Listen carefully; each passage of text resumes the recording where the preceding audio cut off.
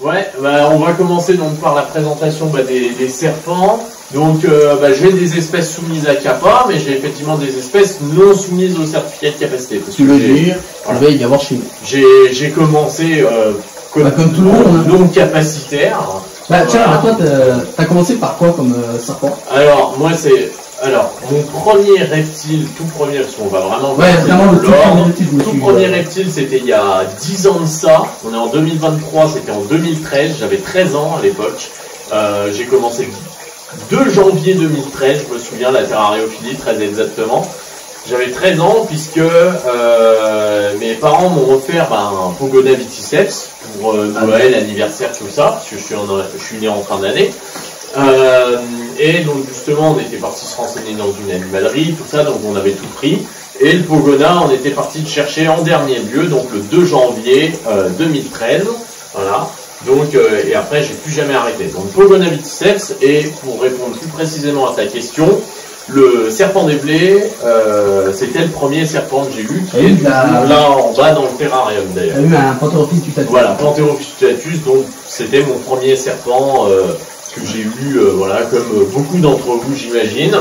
Non, moi je pense pas à Régis. Oui, moi je suis entre Régis, Boa Constrictor, Lampropeltis, sauf les Guetus, puisque maintenant ils sont soumis à CAPA, et Pantherophyllus, je pense que mais tu vois, tous commencer par là, on est plus dans le serpent à l'heure actuelle. Ouais. Moi, tu vois, il y en a qui disent ouais, faut commencer par le gut et tout.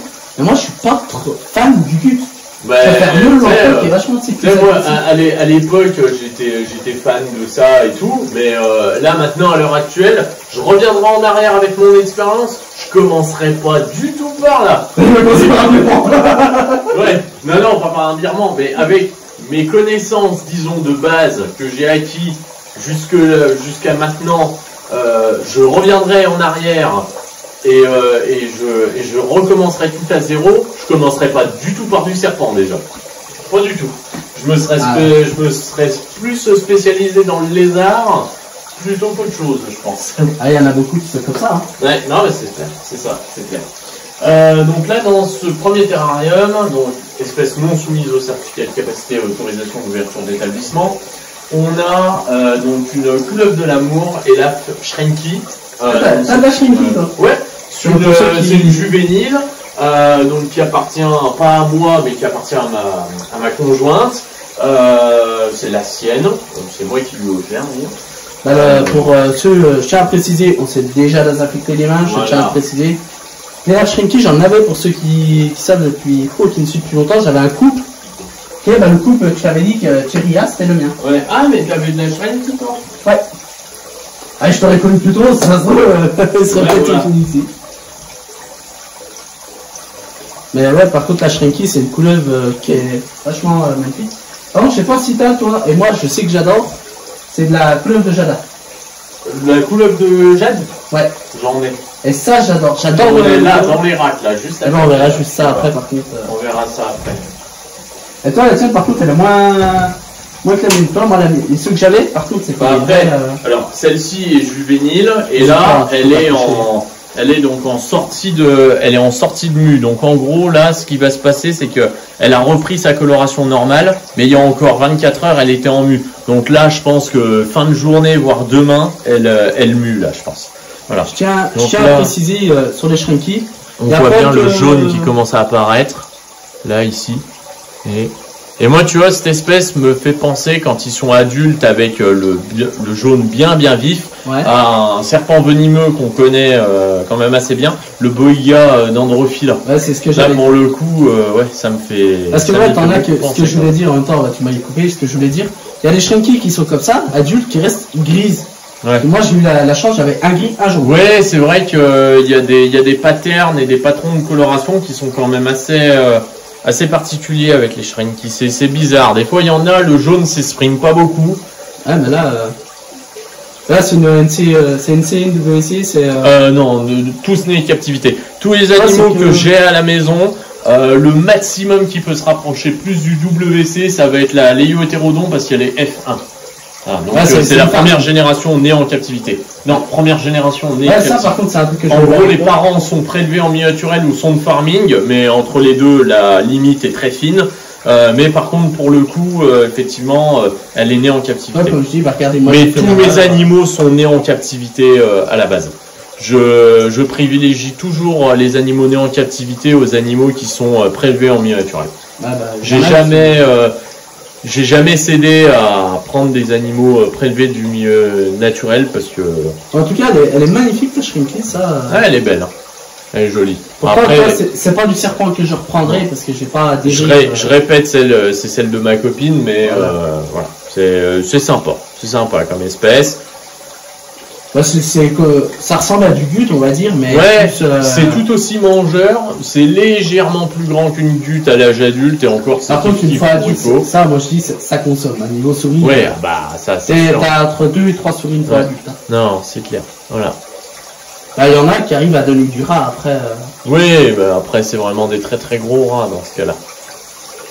Voilà. Franchement, on va la ranger pour qu'elle termine sa vie. Ouais. On va pas trop déranger les serpents qui sont en nu aussi. Oui, également. Moi, c'est pareil, à la maison, je dérange pas quand mes serpents sont en nu. Après, c'est la galère quand c'est animal.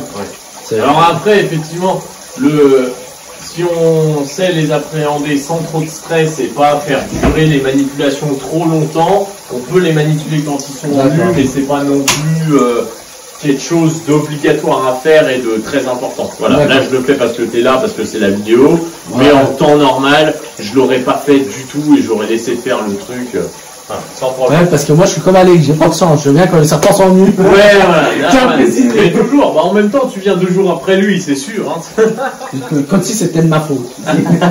Bah, à savoir que de base on en avait parlé en privé. Ouais. Et puis, franchement, je suis trop deg, à chaque fois que quelqu'un vient pour filmer ou autre chose, ils sont tous en nu. Mais lance ta chaîne YouTube. Évidemment.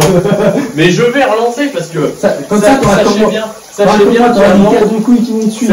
sachez bien qu'avant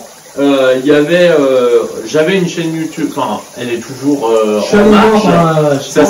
J'ai une chaîne YouTube qui s'appelle EL Aquaterra. EL Aquaterra pour mon meilleur ami justement qui est avec moi donc sur la chaîne YouTube justement.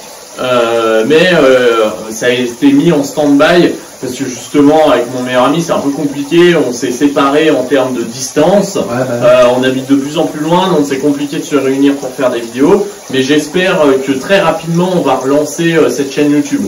Mais en tout cas dans les projets de Herp Formation, donc de la société, je vais juste faire tout sur Herp Formation chaîne YouTube en tout cas. D'accord.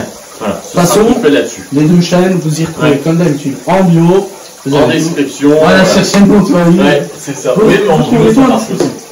Voilà. Donc là en dessous, après, on a un serpent, on a un genre de serpent que j'affectionne beaucoup, particulièrement. Attends, cut. Ouais, bon, j'ai arrêté la filtration parce que ça faisait un peu trop de bruit. Donc du coup, là, en dessous, dans le terrarium, on a donc un genre de serpent que j'affectionne beaucoup, c'est le genre Pityophis. Donc là, c'est une Pityophis Merenicus mugitus, donc en forme patternless. Donc c'est une femelle que j'avais achetée il y a quelques années maintenant chez Stéphane Russell de Reptilis. Ouais. Voilà, donc qui a bien grandi depuis qu'elle est arrivée à la maison. Donc je vais vous la sortir. Ça, moi je tiens à préciser, c'est peut-être un futur projet. Bah j'aimerais tenter la reproduction sur cette espèce. Donc, voilà. Donc je tiens à préciser, elle est grande, le terrarium est pas immense, c'est normal, c'est en transit. Les futures installations vont arriver dans peu de temps. Donc pour le coup, c'est simplement. Bah, j'ai envie de te dire, moi ça me choque pas du tout parce que j'ai bien eu un Python Régus dans un 45-45-45. Ouais. Pour te dire, un adulte. Ouais. Une femelle qui fait à peu près 2 kg, 2 kg 5. Tu vois, c'est. Après, de toute façon, comme on disait, c'est des espèces après qui vivent dans des terriers. Oui, voilà. C'est des espèces qui sont très cavernicoles. Donc pour le coup, c'est pas problématique si on les met dans des plus petites installations. Ah ouais. Voilà. Ah ouais, j'y voyais pas du tout comme ça. Une fois qu'elles sont dépliées, ça va bien. Ce serpent va bien avec mon style de cow-boy américain parce que. Pour ceux qui. C'est un serpent d'Amérique du Nord. C'est le surnom, si je ne me trompe pas, c'est le cow-boy de la terrarium. C'est ça. ton surnom, de toute façon. Mais tu vois, j'ai toujours eu des chapeaux. J'y pensais pas comme ça en fait. Ouais, bah je l'ai pas mesuré parce que moi je mesure pas mes animaux. Quand tu vois les vidéos et tout, tu te dis en fait le petit office c'est petit, mais en fait non. Non, les petit office Menaeocus mugitus deviennent très grands jusqu'à 2,40 m. D'accord. Sans problème. Toi, c'est bizarre, pourquoi ces serpents-là ne seraient pas soumis à Kappa, tu vois? Bah, c'est quand même un serpent qui a le fort caractère. C'est connu comme fort caractère. Elle a soufflé?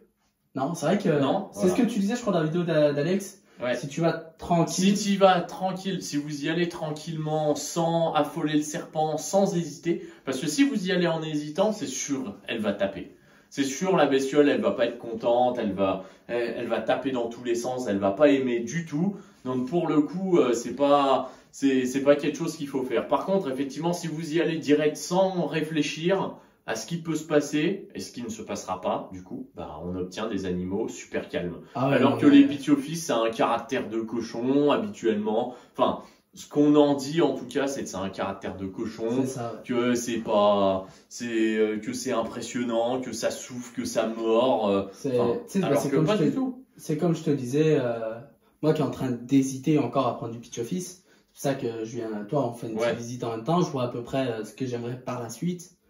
Bon, comme je dis, je vais me spécialiser dans certaines espèces. Déjà du Réjus. Puis les Pithiophyses, c'est super intéressant à observer. Ce que j'aime chez le Pithiophyse, comme on m'a dit, c'est son façon de caractère, tu sais, qui se met à siffler et tout. Ça fait penser un peu à du serpent venimeux. Ouais, bah c'est ça. Mais en plus, si on regarde bien, les écailles, elles sont carénées, comme sur du serpent venimeux. C'est un serpent qui, en milieu naturel, partage... C'est un peu comme le Neroja. Ouais, en réalité, oui, ça imite les serpents venimeux. C'est un serpent qui, en milieu naturel, en réalité, partage l'aire de répartition d'un crotal nord-américain. Alors, excusez-moi pour les experts de serpents venimeux, je ne suis pas un capacitaire serpent venimeux, donc pour le coup, je ne m'avancerai pas sur le nom. Mais je sais de sources sûres qu'effectivement, c'est un serpent qui partage l'aire de répartition d'un crotal nord-américain. Donc pour le coup, le crotal, lui, qu'est-ce qu'il fait quand il veut se défendre? Il se met en position de S, il se dresse, il commence à faire vibrer sa queue, et le Pithiophyse fait exactement la même chose. Et bah, tu vois, ce que tu dis, moi j'ai donc il limite le comportement du crotal pour échapper au prédateur. Ouais. Bah tu vois, ce que tu dis, moi j'y ai vu sur un Lamprotelpis. Mon lampreux que j'ai. Les lamprots le font aussi, toute l'œuvre en soi est capable de le faire. Tu sais, il y en a beaucoup qui disent le lampro triangulum et tout. Moi, c'est un triangulum que j'ai. Le mien le fait, surtout au moment du nourrissage. Vraiment, il tape de la queue et il se met en S. C'est vraiment. Par contre, ça reste du très très beau spécimen. C'est une espèce qui est juste magnifique à observer, à manipuler. Une fois qu'on a compris comment fonctionnait son comportement, il n'y a plus de crainte à avoir sur ça. Tu vois, quand je le vois comme ça, on dirait vachement, tu sais, ça ressemble au leucistique. Ouais, un petit peu. Là, elle a les yeux entre guillemets bleus parce qu'elle va rentrer en mue, tu vois, il commence à devenir un peu. Mais toi, je pensais pas. Quand je te dis, je pensais pas que c'était aussi gros en fait. Mais les Pithiophyses, c'est des grosses couleuvres. C'est notamment pour ça que j'ai commencé à amasser quelques Pithiophyses. J'en ai 3 à l'heure actuelle en totalité. Donc c'est des animaux, moi c'est des serpents qui me plaisent beaucoup. Si effectivement, tu vois, je dois me spécialiser vraiment dans un genre de serpent vendable entre guillemets au grand public, ce serait les Pithiophyses. Ah ouais. Après, comme je dis, tu vois, comme moi, je disais, vu comme j'ai par projet par la suite. Ça va, tranquille. L'autre, il est rentré dans ma manche. Ça, c'est du serpent. Après, c'est. Attends. Le pauvre.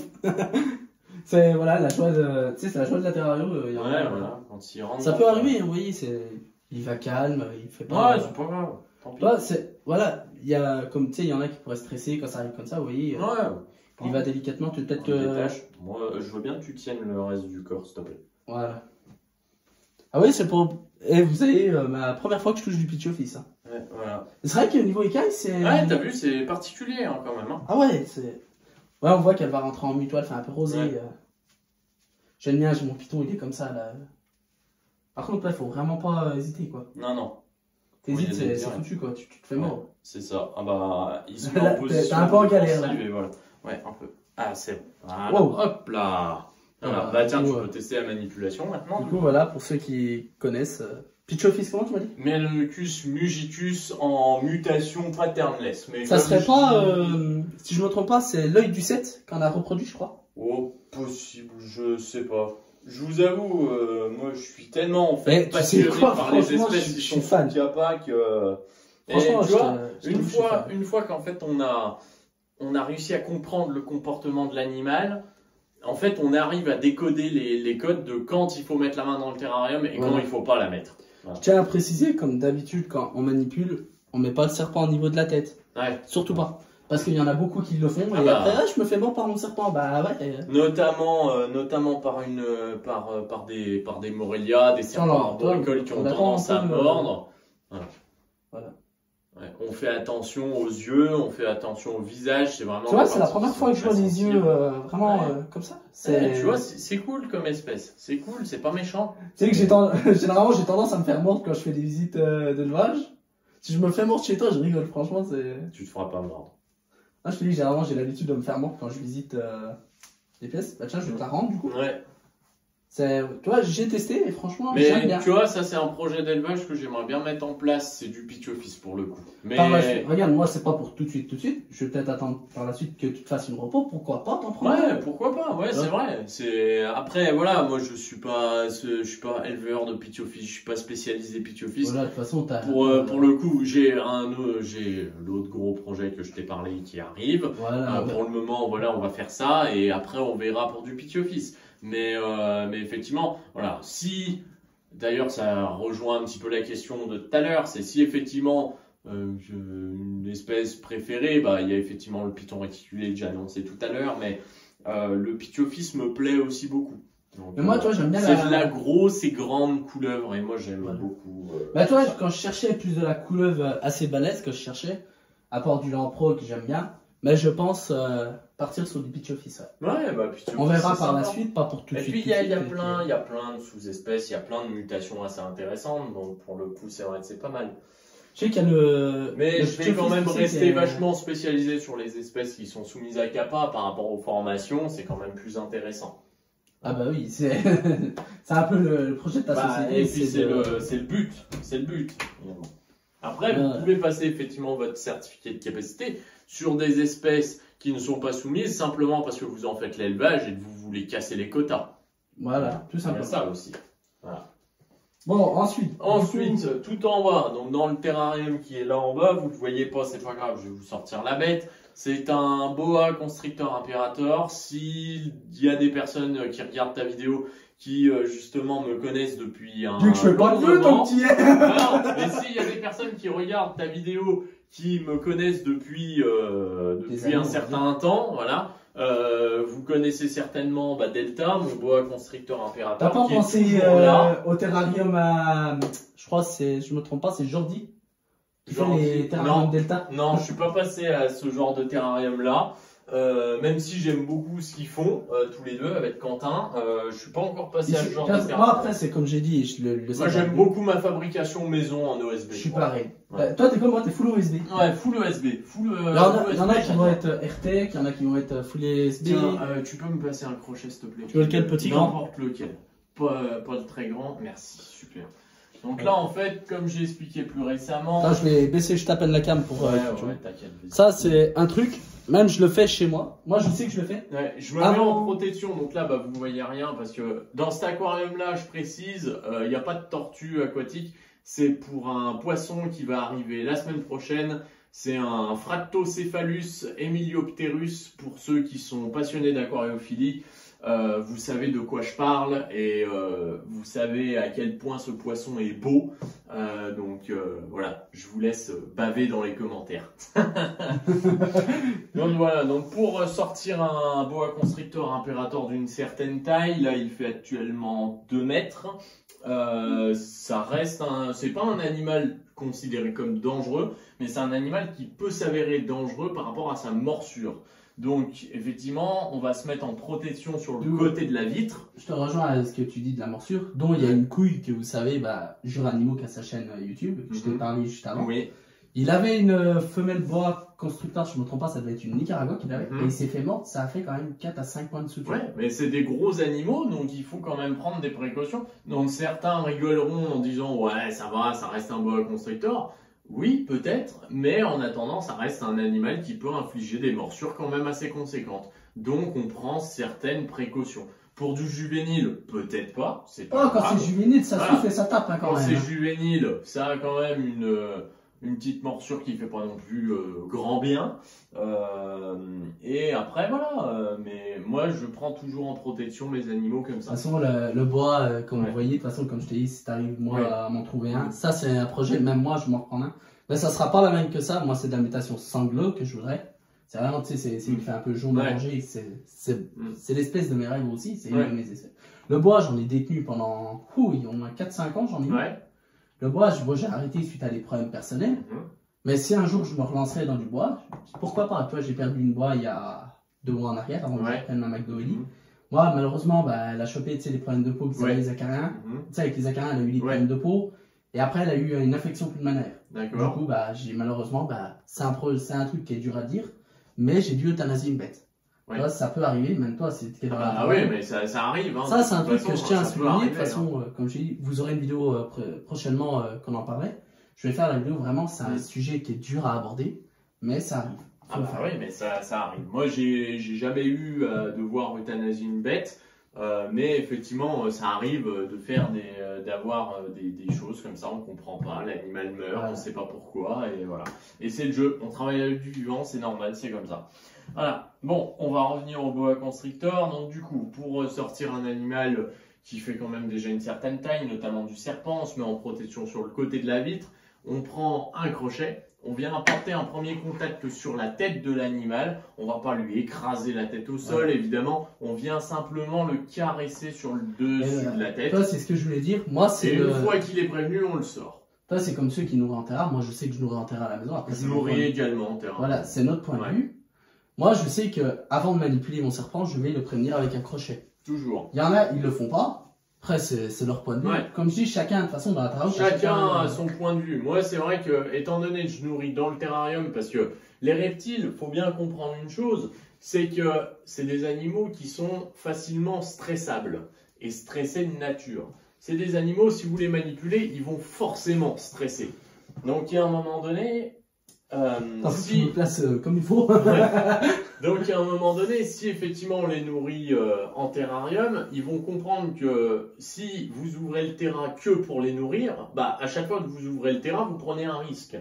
Rien pour changer la gamelle d'eau. Donc pour le coup, il faut trouver un stratagème pour faire comprendre au serpent que non, maintenant tu vas pas manger, je vais juste changer ta gamelle d'eau, te manipuler ou ramasser des déjections, parce que c'est le quotidien également. Ah ça, il y en a beaucoup, ça j'ai remarqué, et ça c'est triste à l'heure actuelle. Il y en a beaucoup, je sais pas si tu as déjà vu, si tu vas chez des gens qui tu présentes. Moi j'ai eu, je veux pas donner de nom, je vais pas citer de trucs, il y en a, clairement, ils ramassent même pas leur caca. Ils les laissent. Oui, mais après ça, il faut le faire, c'est important pour l'hygiène du terrarium. C'est comme si nous, on vivait dans une maison où on pissait, où on chiait au milieu du salon, par exemple. Voilà, c'est ça. Non, c'est une question. C'est normal. L'entretien d'un terrarium, certes, je vais me remettre comme ça, pour moi c'est mieux. Il y en a. Je commence à avoir mal aux genoux, donc je vais m'asseoir en tailleur. Il y en a qui font, en même temps, je t'invite à la sortir en même temps. Hein. De toute façon, comme je dis, il y en a qui ne font pas d'entretien de leur terrain. Écoutez, si vous ne le faites pas, vous êtes sujet déjà aux acariens, comme on disait tout à l'heure. Tu peux être sujet via des bactéries, tout ça. Tu peux avoir des acariens. Et je suis désolé, c'est une question d'hygiène. On peut attraper des salmonelloses, on peut attraper plein de choses. Enfin, c'est vraiment des choses. Ça, l'entretien des terrariums, il faut le faire. C'est vrai qu'après, voilà, il y a quand même pas des limites, mais il faut quand même être pas non plus débile à se dire que parce que le gars il n'a pas ramassé une merde dans la journée, alors tous les autres terrariums sont nickel, c'est pas pour ça que c'est un dégueulasse et c'est une catastrophe. Et non, pas du tout, c'est rien à voir avec ça, c'est simplement qu'effectivement, on a tous un emploi du temps dans la journée, il est vrai que on a tous un travail également, et qu'on ne peut pas passer 24 heures sur 24 avec nos animaux. Faut arrêter de dire que il y a un moment donné, il y aura forcément une merde qui traîne ou autre chose, et c'est pas parce qu'on voit une merde dans un terrarium que la personne est forcément sale et qu'elle ne s'occupe mal de ses animaux. Non. C'est juste, c'est simplement que des fois l'emploi du temps d'une journée fait que on n'a peut-être pas le temps de s'y mettre aux animaux le soir à 19 h, mais peut-être qu'une heure plus tard on aura le temps. Enfin voilà. C'est ça. Mais il faut le faire, c'est important quand même. Mais du coup, on s'écarte un peu du sujet. Ouais, on s'écarte carrément du coup, sujet même. Comme on disait, la boa constrictor t'expliquait comment sortir. Je tiens à préciser, au cas où, parce que si ça avait été une femelle, elle serait 2 fois plus grande aujourd'hui. Voilà. Je tiens à préciser la méthode comme il montre. Je la faisais pas moi avant et il m'a expliqué que je prenais des gros risques. Là, c'est pour ça, faites bien cette méthode. Sur du serpent des blés, c'est pas grave. Sur du lampro, c'est pas grave. Sur du boa constrictor qui commence à faire 2 mètres, c'est grave. Ça commence à faire des points de suture. Donc effectivement, voilà.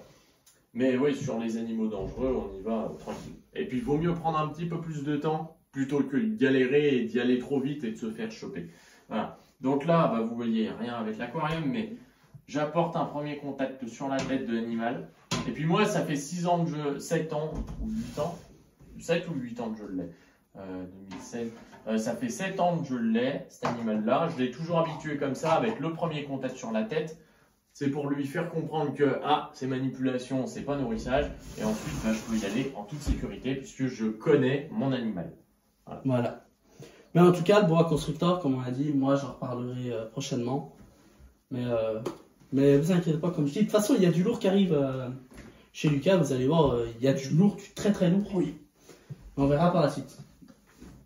Vous voyez pas, mais moi j'ai le visuel, je peux vous dire, c'est de la belle bête. Et la tienne, par contre, elle est vraiment énorme par rapport à celle que j'avais. C'est un mâle. Ah, ouais. Moi, c'était une femelle. Comme je t'avais dit, un coup, quand on discutait au mec. Oh, c'est. Attends, je vais juste vous remettre droit comme ça. Ouais, tu les as. C'est quoi, c'est une cargote là? Non, boa constrictor imperator. Voilà. Oui, mais t'as la sous-espèce. Non, c'est juste de l'imperator. C'est juste de l'imperator? C'est juste de l'imperator. Bah, tu vois, moi j'avais la même. En tout cas, moi je l'ai acheté sous le nom d'imperator. Je me trompe. Ouais, non, je pense que c'est plus une classique du Nicaragua, tu vois. Non, mais ça. Parce que j'avais moi, j'avais tout à fait la même. Bah, toi, c'est un mâle. Ouais, c'est un mâle. Dis-toi que moi, j'avais la femelle. J'aurais su. Ma femelle, elle aurait été en bonne santé. Je t'aurais dit, écoute, je t'emmène un coup ma femelle. Et ouais, on peut essayer, hein, ouais. Mais maintenant, je l'ai écouté. Ouais, on aurait pu essayer. Vous voyez quand même le serpent que c'est. Dites-vous que moi, malheureusement, j'ai dû euthanasier ma bête comme ça. Vous imaginez. Voilà, ça, je tiens à préciser. Il y en a beaucoup qui prennent. Ouais, je vais faire quand même attention parce que. Non, t'inquiète pas. Il est cool. Il y en a beaucoup qui disent, moi je veux du bois. Mais vous voyez la taille une fois adulte, arrêtez de croire qu'un bois ça va rester juvénile. Non, ça reste pas juvénile. Et puis il faut des grosses installations. Là, effectivement, j'ai un terrarium qui fait 2 mètres de longueur sur 60 cm de largeur sur 60 cm de hauteur. Je trouve que c'est pas suffisant. Et moi, effectivement, je vais en changer. Je vais faire plus grand dans quelques semaines. Le bois, moi, celle que j'avais, ma femelle, elle était dans le terrain maintenant de ma Morelia. Je lui ai mis un 2,10 m, 70-70 et ça va très bien. Ouais, mais c'est très bien, c'est parfait. Mais oui, vraiment, le bois, c'est vraiment un serpent vraiment magnifique. Moi, perso, je l'affectionne particulièrement. Hein. Le bois, j'en ai mis pendant des années. Et, non, mais c'est super. Franchement, j'adore. C'est génial. Et puis, c'est vraiment mon premier gros serpent que j'ai acquéri. Je l'ai acquéri, il faisait 30 cm. Je l'ai acquéri à la bourse aux reptiles. Je sais pas si tu as connu, toi, peut-être. La bourse aux reptiles d'Arras, dans le Nord. J'ai entendu parler. C'était un gros événement, le plus grand de France à l'époque. Et malheureusement, ça s'est arrêté. J'en suis très déçu d'ailleurs, parce que c'était super. Je crois que ça s'est arrêté aux alentours des 2018. En fait, quand la loi du puçage des années est passée, ça s'est arrêté. Je tiens à préciser, je tiens à préciser qu'un boa constrictor, ça doit être pucé. Oui, c'est pucé. Celui-là est pucé, effectivement. J'ai pas de transpondeur pour vous prouver qu'il est pucé, mais je peux vous assurer qu'il est pucé. J'ai les papiers, j'ai tout ce qu'il faut.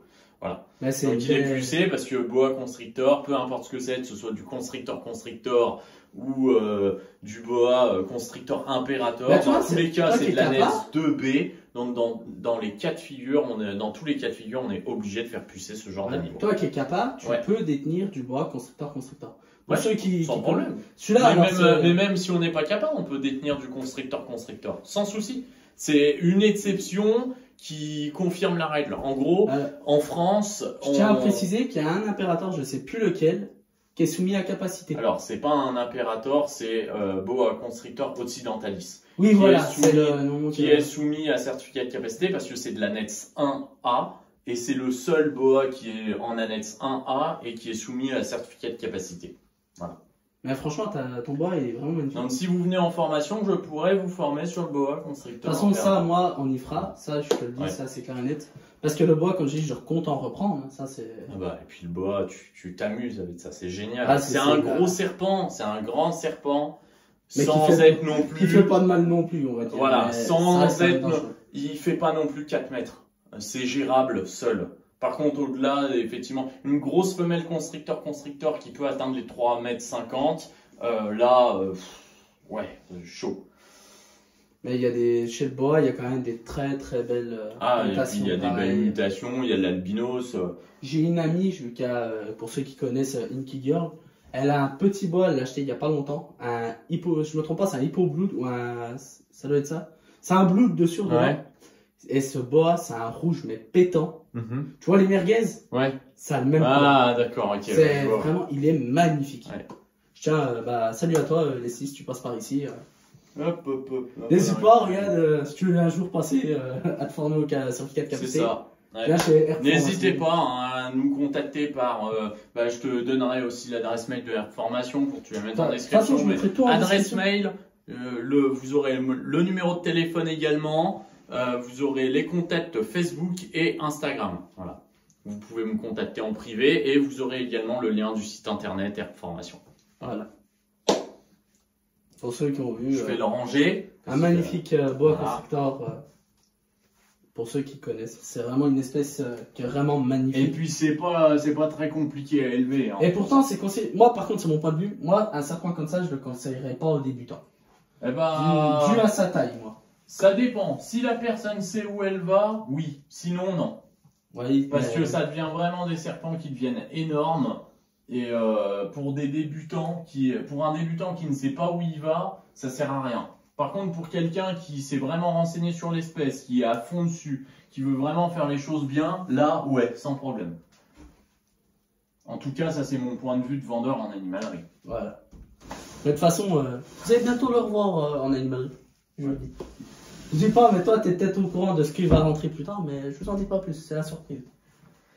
Voilà. Je vais finir avec 50 serpents à la maison. Ouais, c'est ça.